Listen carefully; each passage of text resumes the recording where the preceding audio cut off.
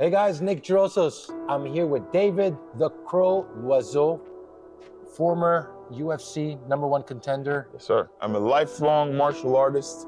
Been doing this for many years. I started when I was 9 years old. I'm not gonna tell you how old I am. Yeah, man. I started martial arts. I was 9 years old. I turned pro in mixed martial arts when I was 20. Let me go back to the root because I'm always interested to find out what got you into martial arts. I watched Bloodsport when I was a kid, so I saw the movie, and at the end of the movie, I was like, I want to do that. You know, I was like, I want to do what he does. I didn't want to fight in the kumite or anything. I want to do the splits. I want to act. I want to be an actor. Oh yeah, I want to. Yeah, that's originally what you that's the reason why I signed up. I want to do the splits. I wanted to be able to do the splits, kick people in the head, and do what Van Damme was doing. And then from there, I was doing the sparring sessions in 9, 10-year-olds Where did you train? in Kyokushin Karate. Okay. Alain Bellil school, Karate Plus. It's in the East End of Montreal. So I started with that, and then I was doing the sparring, and then they put me with a 15-year-old. I was like 9 or 10, and then so the 15-year-old goes easy, and I drop him. I punch him in the stomach. My sensei's like, "Hey, we need to send you to the competition." and then I went to the competition, and check this out. I froze. I lost the fight. I lost the fight by points. Obviously, it's 9, 10-year-olds. So I freaked out. So I'm like, you know what? Forget about the movies. I want to fight everybody. That loss turned me into a ruthless competitor. Were you, as a kid, were you bullied or were you picked on? Was that one of the reasons? No, not more than regular people. You know, obviously I was victim of racism and stuff like that. I made fun of lips and nose and all that stuff. It's nothing crazy. Okay. It wasn't my motivation. I just wanted to compete because that little fucker beat me, and my parents were there. I was 9, and I didn't appreciate that. I don't know, man. I didn't accept that. Not appreciate it, because his goal is to beat me. So, you know what I'm saying? But it didn't sit well with me. You know what I mean? So I was just, you know what? I want to compete, fight everybody. And I was looking for that kid in every tournament, but I couldn't find him. Couldn't find the little fucker. So that was your full motivation. Yeah. That was your driving force. Yeah. And after that, what did you train in? What did you study? How did you get all the way to the UFC? Man, I started with Kyokushin Karate. Then I went and get my black belt in Taekwondo. Then black belt in full contact kickboxing. I did some Japanese jiu-jitsu, mostly self-defense. Then I signed up TriStar Gym in '99. I started training Brazilian jiu-jitsu with Angelo Exarchacos. He was like a purple belt back then from Renzo Gracie. He would go to New York back and forth, train with Renzo, and come back and teach in Montreal. And a purple belt back in '98, '99 was like, whoa, like you couldn't find that. Now there's black belts, a lot of black belts here in Montreal. Not too many, but like legitimate black belts, there's a few in Montreal. And but back then it was like, whoa, Angelo was just like the best when it comes to training, martial arts, preparation. He's a mentor of mine, and I'm very lucky, very grateful to have met him back in the day. Because if it wasn't for meeting Angelo and the guys at TriStar, I wouldn't have made it as a pro. The support system, the family, the way we were close back then, I'm very lucky. Yeah. And before that, 2 years before I turned pro, 1998, I had a car accident, fractured my spinal cord. I have a big scar here on my neck. They took a part of my hip bone. They fused it with C5, C7, my disc. Bro, it's one of the luckiest person on earth, man. I had 1 year of rehabilitation, 1 year to get back on my feet. And then I was like, man, I just want to, God gave me a second chance at life, so I'm going to do what I want, what I love. Were you pro at that point? No, I was an amateur fighter. Amateur, okay. I was on my way to an amateur tournament. And then the guy that was driving, my coach back then, was speeding and then lost control of the car. Then the car flipped over and all that. I was sleeping. I was in the passenger seat. So then you had to take a year, take a break, do all your rehab. rehab. I had to rehab. I had to, just. And then you had to get back to training. I was in the hospital room, and then I was hearing the doctor talk to the nurse and blah, blah, blah, the nurses. And the nurse was like, yeah, he's a fighter. And he's like, yeah, you'll be able to walk, but to fight, I'm not too sure. So then this is when I freaked out. I said, whoa. I started praying. I started seeing myself. The power of visualization is so important. I saw myself fighting fighting at the highest level, I saw myself. Like I said, Dave, Talk, you could do it. You talk could to do me it. about that. I think that's so important. So the power of visualization for you to manifest, what does that look like for you? What is there? You see it, you feel it, you imagine it. Like you said, see it. You have to feel it, but then you have to commit to putting in the work. Yeah. You have to commit to putting in the work. You cannot sit down and meditate and expect a belt, a title belt, or just a jiu-jitsu black belt to come around your waist. You need to commit. And you have to see yourself doing the hard work. That's the thing. Yeah. Picture yourself winning and doing well, but picture yourself, okay, I'm gonna train hard. I'm gonna train like a monster. I'm gonna train like a champion. You know what I mean? No matter what comes at me, no matter what people say, because I knew when I decided to turn pro, a lot of people were gonna talk shit. So I said, no, I expected all that. And I pictured it, and I'm like, yeah. When people started talking smack to me, I was like, How was that? I was expecting it. Why were you expecting it? I find in the martial art industry, and I see it because I've trained with many different. You hear sometimes they all badmouth each other, Yes, but yes. yet they're all friends. And I'm A lot of hypocrites in yeah, the martial arts world, a lot of jealousy. and I was surprised to see that because I wouldn't expect it. Like I mean, in certain industries, I could expect it if Nick, you're working in a company, but between martial artists who are there with a common goal, it surprises me. I truly believe it's human nature. It's in every business, in every sport. People want to see you do good, but not better than them. Yeah. You know what I mean? It's I see it everywhere. People like I've encountered. I've been friends with pro soccer players, pro football players, and we had long talks, and pro MMA fighters, long talks, and it's always the same. You know what I mean? Like there's people that don't want to see you good. Yeah. Like they're like, man, every time you reach your goals, someone is looking at you and like, man, you're reminding him or you're reminding that person of what they could do. Yeah. You know, they're like, man, I could have done that, but I didn't. So let me bring this guy down. Let me bring this guy. I'm too lazy to do it. Let me bring him down. Because misery likes company.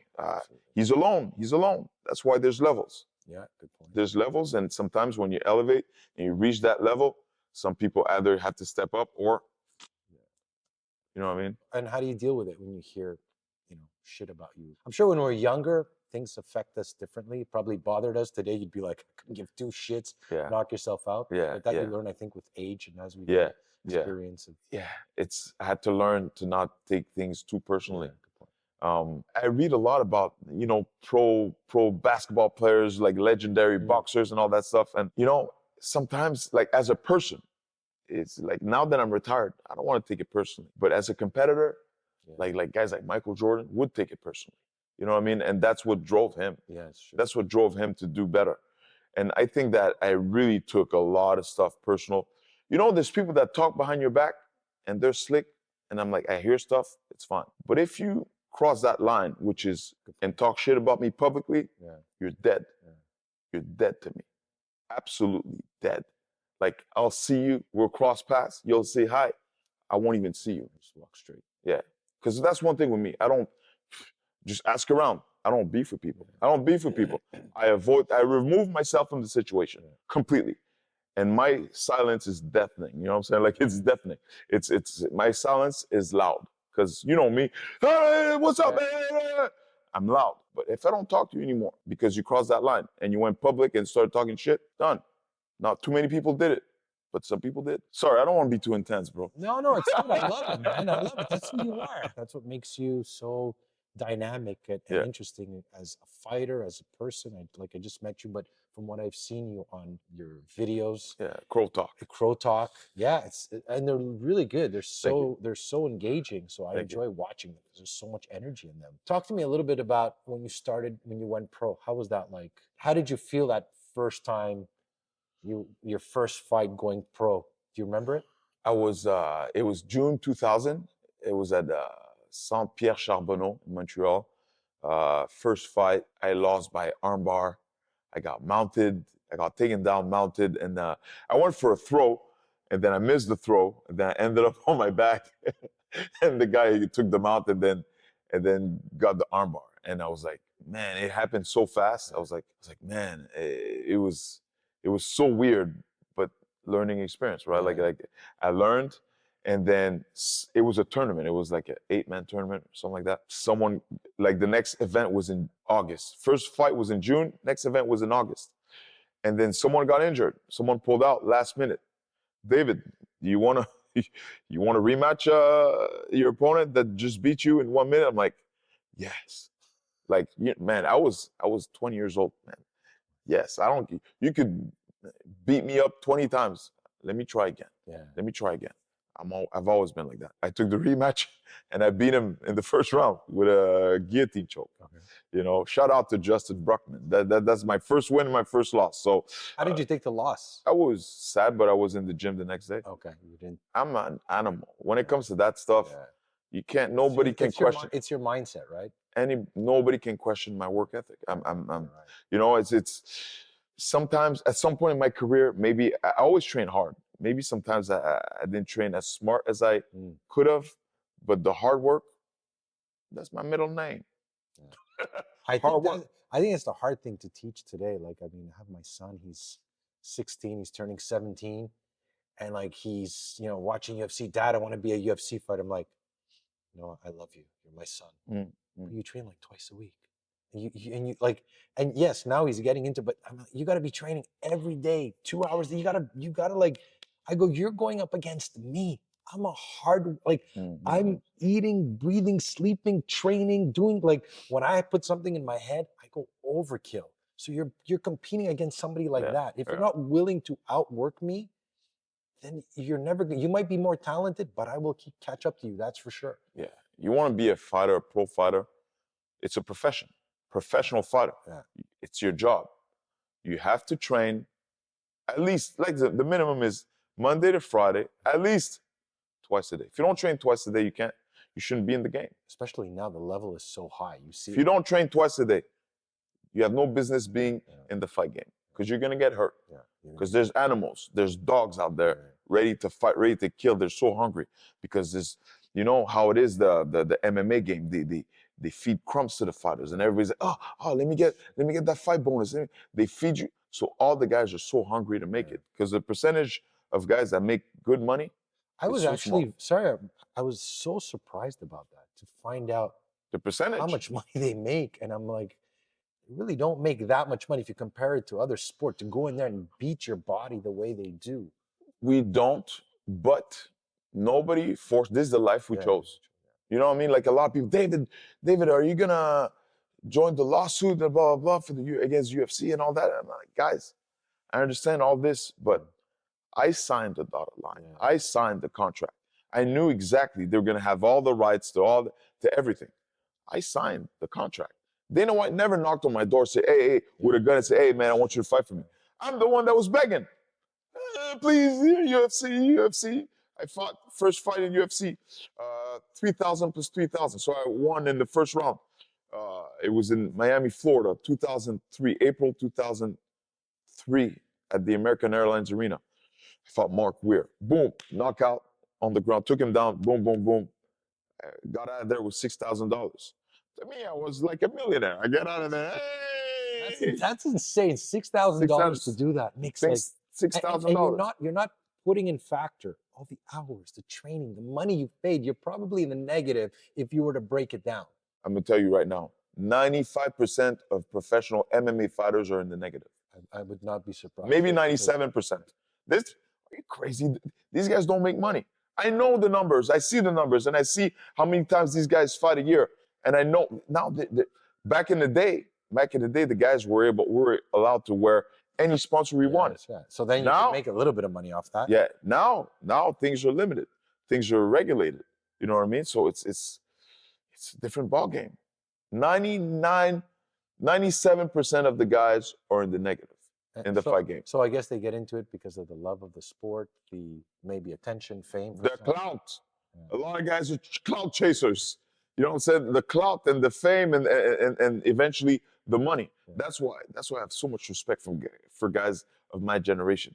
And when I started fighting in 99, 2000, there's no fucking fame. It was us. It was a small little circle. Full Contact Fighter magazine, and all these guys. It was called No Holds Barred back in the day. The circle, the community was so small. It was between us. was between us. I want to be the best. Yeah, I'm better than you. We didn't care. We didn't know. We had small crowds. Yeah. We had a small amount of people watching us. But now today, the way it is, Yeah. it's on ESPN, blah blah blah. It's huge. Now there's potentially look at Conor McGregor changed the game. Yeah. Conor McGregor, He did. he raised the bar. A lot of people talk shit about him. A lot of people now getting paid because of Conor McGregor. Yeah, good point. Good point. Absolutely, man. Yeah. These guys got to be grateful for this, for Conor. Yeah. Conor raised the bar. Shout out to him. Everybody's eating more. Everybody, the coaches, the managers, the fighters, Dana. Everybody's eating. Yeah. Everybody's eating more. Everybody's eating more because of what Conor did. How long was your professional career? 14 years. I started June 2000. I retired officially in 2014. Like I haven't fought since 2014. At what point did you say, okay, I'm done. I've done my time. Well, after my last loss, I fought and I was like, I couldn't pull the trigger the way I wanted to. I lost by decision. I didn't take any damage. It was a decision loss, and I had back-to-back two knee surgeries. I couldn't pull the trigger the way I wanted to. I couldn't train as hard as I wanted to. So like today, I could fight the way I wanted to, but because I took a lot of time to recover, Yeah. a lot of time to train my muscles around my knee so that it's stable, because they took out my meniscus, and so it was tough. There was arthritis, bone to bone, bone on bone arthritis. There was all kinds of stuff in my knees. So it was the fact that I couldn't pull the trigger, and I'm like, I had 4 wins in a row, and then I was like a win or two away to go back to the UFC, and then I saw I couldn't pull the trigger. I'm like, man, I'm not gonna go back on the biggest stage and blah blah blah. And I was like, nah, it's not worth it.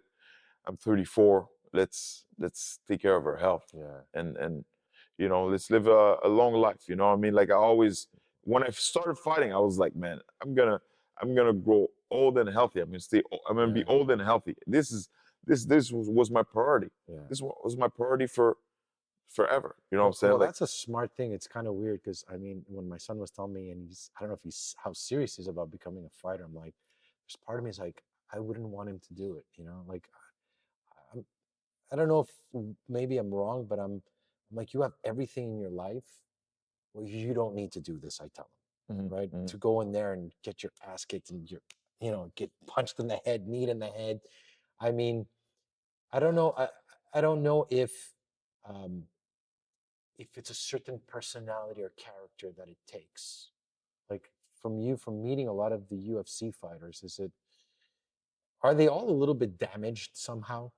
Or is it just an idea? I think we're all yeah. damaged. Yeah. Every human is damaged somehow, but it's just how you channel your energies, where you do it. Some people it's going to be in fighting, some people it's going to be in acting, some people it's going to be just playing the piano.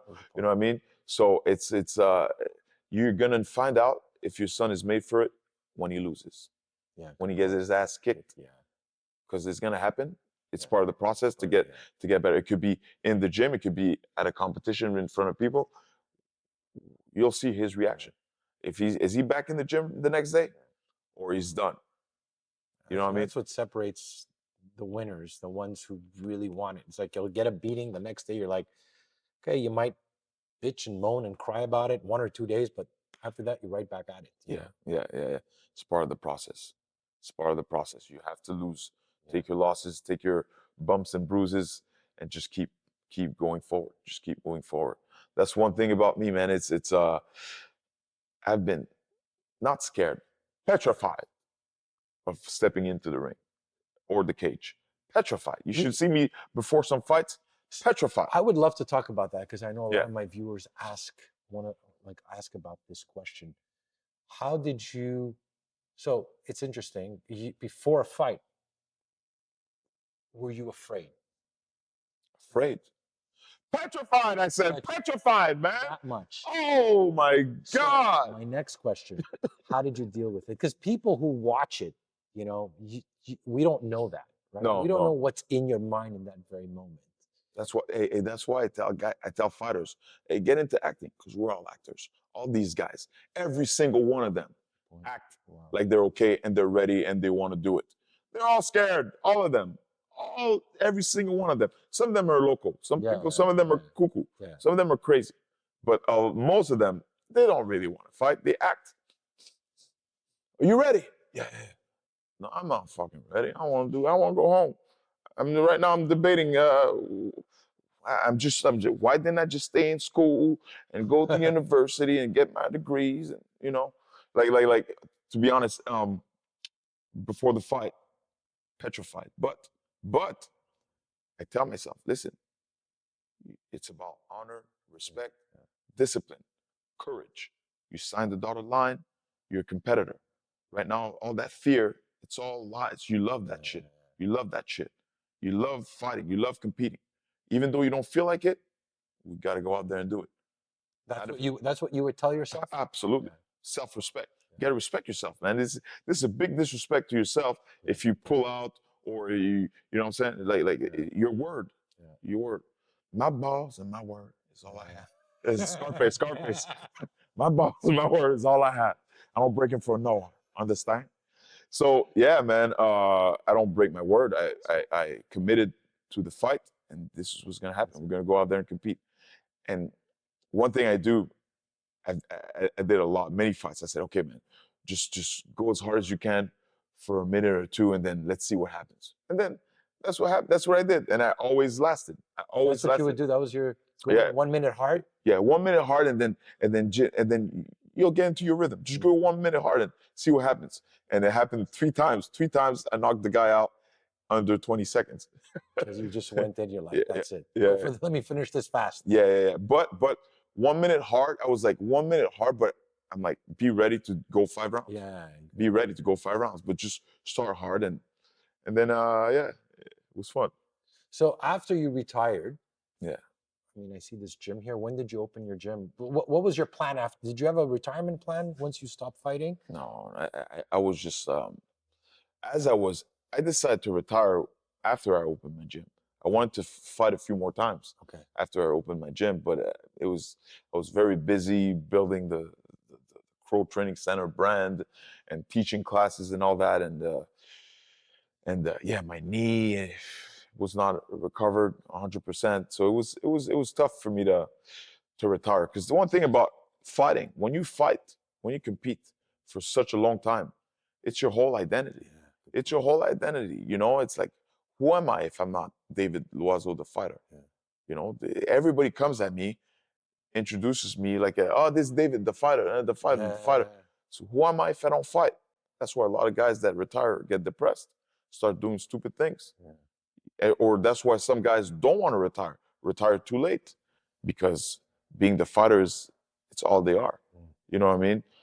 And then I just, I had to, I don't want to sound like a hippie or whatever, but I started meditating. I started meditating, calming myself down, and just realizing that I'm more than a fighter. I'm more than a fighter. I could do more than just fight. I could teach. I could act. I could do different things, many things I could do. And not only that, I'm a son, I'm a friend, I'm a cousin, I'm a, you know what I'm saying? I'm a mentor to many people. You know what I mean? So there's a lot of things that I could do besides competing in a cage. So I had to make peace with the fact that I was not that guy in the cage anymore. I had to make peace with that. And it's not easy. It's not easy, because it was your whole life, your identity. My whole adult life was, when's the next fight? When's the next fight? When's the next fight? Win, lose, draw. When's the next fight? It was all about the next fight. My whole life was about that. The next fight, the next belt, the next training session. It was all about that. And now it's, wow, it's crazy. I was just trying. My whole life was, okay, how to beat people down. And now I switched it around. Now it's like, how to build people up. How to build people up. You know what I mean? That's what I do now. Now I teach, mentor kids, adults. I teach 7 days a week. 7 days a week I teach. When did you open your Crow gym? 2014. Oh wow, it's been open that long. Yeah. December 2014.